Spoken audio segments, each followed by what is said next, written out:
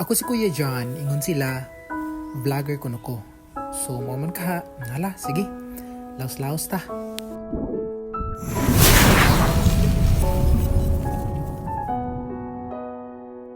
Naday ko rin sa Compostela Church, diri sa St. James the Apostles Parish.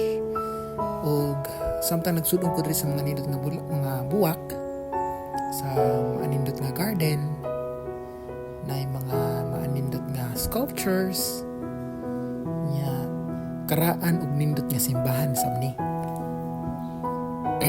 Nya ni libot-libot ay ko diha kadiyot sa garden, nya pag gumanana ni sudad ay ko sa simbahan. Ug pagsud ko diha sa simbahan, ako nakita ng mga bata, no, magalingaw silang tan-awon. Ni participate sila sa Flores de Mayo nga kalihukan sa simbahan. Cute kay silang tan-awon, mga angels, no, nya nindot ni siya nga tradisyon sa tong simbahan nga mga bata naka-participate, no, sa buwan sa Mayo natay Flores de Mayo. If I'm not mistaken, most of the parishes na sila yung mga ingon aning activities, basic catechism sa mga bata, kanya na sila mga programs. Unya ni gawas tayo ko diha og diri ko sa garden, na malandong ko. Nya daghan diri mga tao nga manuroy, daghan diri ang magtambay-tambay kauban nilang mga anak.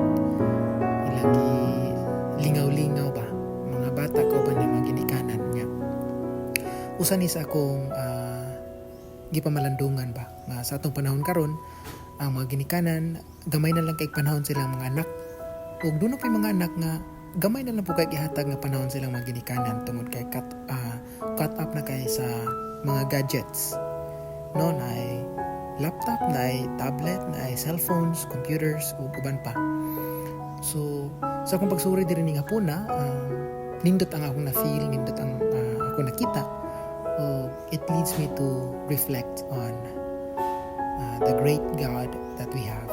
Nindot kay si Lord, nindot kay ang mga butang nga iyang gihatag nato, ang gasa sa kinabuhi, mga grasya nga usahay dili nato makita tungod sa mga problema sa niya, problematic kay naong.